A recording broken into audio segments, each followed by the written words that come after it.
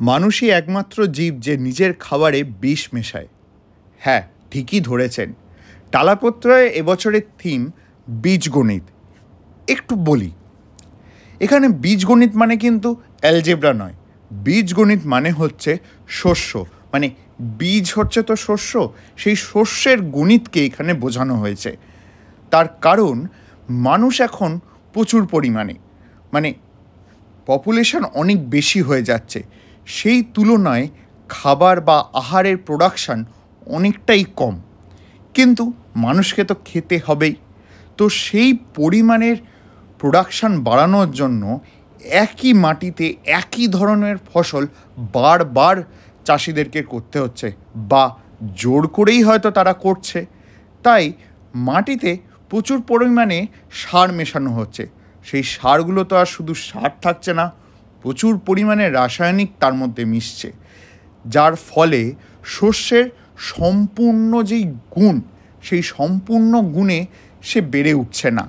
তবে একটা জিনিস হচ্ছে, সেটা হচ্ছে বিশাল বড় আকৃতি নিয়ে নিচ্ছে। দেশি সবজি একটা ছোট ফুলকপি আপনার খেতে, মানে বাড়িতে সংসার চালানোর জন্য একটা দেশি ফুলকপিতে আপনার হয়ে যাচ্ছে। কিন্তু আপনার পরিবার তো এখন অনেক বড়, প্রচুর লোক, তাই একটা দেশি ফুলকপিতে আপনার হবে না, আপনার লাগবে 2 কি 3টে। কিন্তু সেই পরিমাণ দাম দেওয়ার ক্ষমতাও তো আমাদের নেই। তাই একটাই বড় আপনি ফুলকপি কিনলেন, যেটা রাসায়নিক আর সার দিয়ে বড় করে তোলা হয়েছে, তার গুণ নেই, তার ভেতরে মানে কি বলবো, শুধু রাসায়নিক রয়েছে, সেইটাই আপনার দরকার কম পয়সায়। তাহলেই তো আপনি আপনার সংসারকে টেনে নিয়ে যেতে পারবেন। আপনার দরকার মেটাতে আপনি হাইব্রিডের সবজি কিনছেন, দেশির সবজি তো কিনতে পারছেন না। তাই শরীর তো আপনার ক্ষত হচ্ছেই। বলতে পারেন আমরা এক প্রকার নিজেদেরকে বিষ দিচ্ছি, যাতে ভবিষ্যৎটা আমাদের আরও অনেক বেশি খারাপ হয়ে যায়, না জেনেই বা জেনেই হয়তো।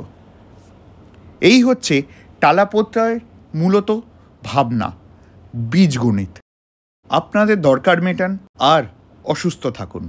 তাই আশপাশে দেখতে পারবেন ব্রেনটাও হয়তো অনেক বড় হয়েছে, কিন্তু ভেতরটা পুরোটাই ফাঁপা রয়ে গেছে। গুণ বা সম্পূর্ণ বিকাশ একটা ব্রেনের কখনোই হয়নি। সেটাই ভবতোষ-সুতা তুলে ধরেছে টালাপত্রয়। কারণ এত বড় বড় সবজি যদি তৈরি হয়, তার সার যদি, মানে সার নয়, বিষ যদি এত বেশি থাকে, তাহলে তার সন্তানরা কি করে ভালো থাকবেন বলুন তো? তাই হয়তো মা দুর্গাকে এখন আমাদেরকে বাঁচাতে, প্রপার শিক্ষা দিতে, চাষও হয়তো করতে আসতে হতে পারে। এই আর কি, যেটা আমার মনে হয়েছে সেটা আমি বললাম। খুবই খারাপ লাগছে দেখে, এবং সত্যটা খুব সুন্দরভাবে ধরে তুলেছে। নমস্কার, আশা করি আপনাদের ভালো লেগেছে।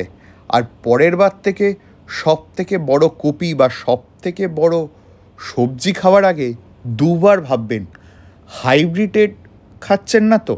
চেষ্টা করুন ভালো থাকার এবং ভালো খাওয়ার। নমস্কার, শুভ শারদিয়া। আপনাদের আশা করি থিমটা খুব ভালো লেগেছে। টালাপত্রয়তে গিয়ে ভিড়ের মধ্যে মারপিট করে থিম বুঝতে আর অসুবিধা হবে না। নমস্কার, শুভ শারদিয়া।